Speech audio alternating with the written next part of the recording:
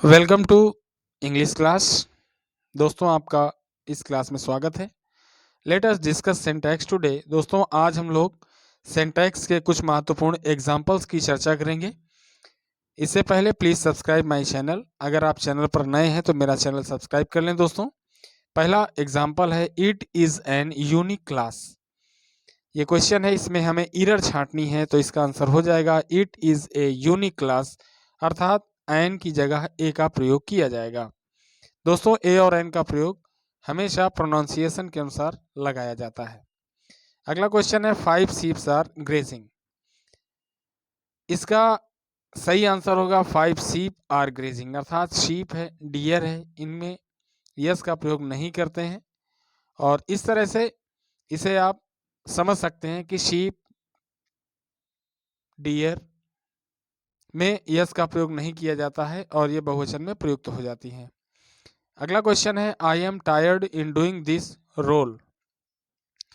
इसका आंसर होगा I am tired of doing this role, अर्थात टायर्ड के बाद याद रखिए हमेशा ऑफ आता है, अशेम्ड के बाद हमेशा ऑफ आता है। अगला क्वेश्चन है if he will come I shall teach him. इसका आंसर होगा if he comes I shall teach him, अर्थात इफ के बाद वाला वाक्य हमेशा प्रेजेंट इंडेफिनिट टेंस में ही होता है, अगर कामा के बाद वाला वाक्य फ्यूचर इंडेफिनिट टेंस में हो। तो if he will come I shall teach का आंसर हो जाएगा if he comes I shall teach. अगला क्वेश्चन है milk is preferable than T.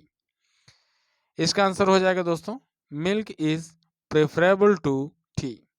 याद रखें दोस्तों, प्रीफर, प्रीफर्ड के पश्चात देन नहीं आता है, टू का प्रयोग किया जाता है। दोस्तों ये वो क्वेश्चन है जो बोर्ड परीक्षा में प्रायः पूछे जाते हैं, इसलिए आपको पूरा वीडियो एंड तक जरूर देखना चाहिए।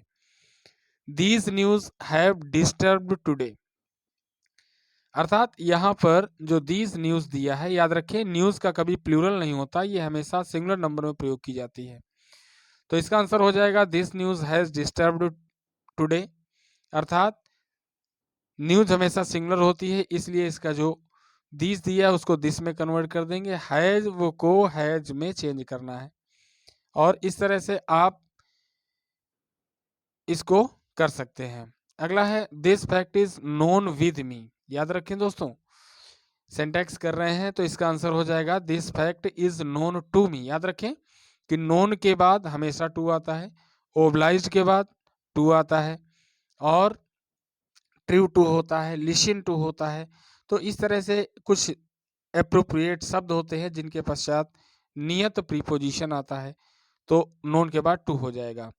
आई am too happy to see you. दोस्तों, देखने में वाक्य बिल्कुल सही लगता है, लेकिन इसमें मिस्टेक है, तो हो जाएगा I am very happy to see you. दोस्तों, टी डबल ओ का प्रयोग होता है जब कोई चीज़ आवश्यकता से बहुत अधिक हो जाती है, ऐसी अवस्था में टू के स्थान पर वेरी का प्रयोग, टू का प्रयोग करते हैं, लेकिन जब एक नियत समय तक अधिक होती है तो वहाँ पे वेरी लगाते हैं।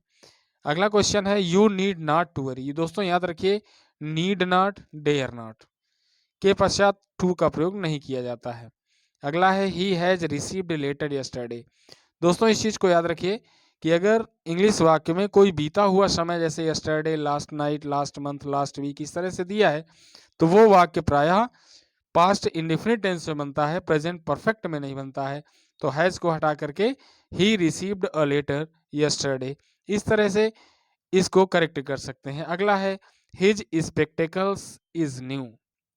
याद रखें स्पेक्टेकल्स है, ट्राउजर्स है, सीजर्स है, ये सारी चीज़ें हमेशा प्लूरल में आती हैं, तो इज के स्थान पे आर हो जाएगा, तो हो जाएगा answer his spectacles are new. ये इसका वास्तविक आंसर हो जाएगा। दोस्तों अगला है death is preferable than dishonour. दोस्तों अभी हमने कुछ मिनट पहले बताया कि प्रीफर के बाद, प्रीफर्ड के बाद देन नहीं आता है बल्कि टू आता है, तो वही चीज कर दी गई है, death is preferable to dishonour. अगला है both the brothers love one another. इसका आंसर हो जाएगा both the brothers love each other. दोस्तों याद रखें कि वन अनदर का प्रयोग, ईच अदर का प्रयोग दो व्यक्तियों के लिए किया जाता है, जबकि वन अनदर का प्रयोग दो से अधिक व्यक्तियों के लिए किया जाता है। और ये दोनों ही रेसिप्रोकल प्रोनाउन है।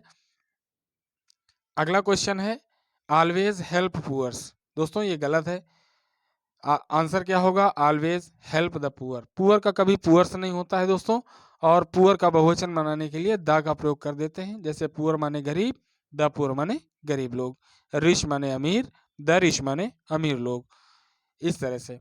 अगला है he is my older brother. दोस्तों ओल्ड की दो कॉम्परेटिव होती हैं, एक होती है ओल्डर और एक होती है इल्डर। याद रखें कि he is older brother, he is my older brother, इसमें आंसर कर देंगे he is my elder brother. क्यों? क्योंकि इल्डर का प्रयोग ब्लड रिलेशन के लिए किया जाता है। Mathematic is not a tough subject. बिल्कुल ऐसा लगता है कि सही है, लेकिन याद रखें कि आंसर हो जाएगा mathematics is not a tough subject. अगला क्वेश्चन है mister Roy is an MP. दोस्तों फिर वही ए एन आ गया, तो आंसर हो जाएगा mister Roy is an MP हो जाएगा। तो ये इस तरह से कर सकते हैं। अगला है ही रन्स वेरी फास्टली, तो आंसर हो जाएगा ही रन्स वेरी फास्ट। दोस्तों लगातार दो एडवर्ब का प्रयोग नहीं किया जाता है, तो इस तरह से ही रन्स वेरी फास्ट इसका आंसर हो जाएगा दोस्तों।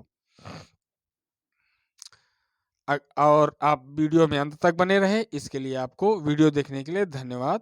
Thanks for watching the video. Thank you.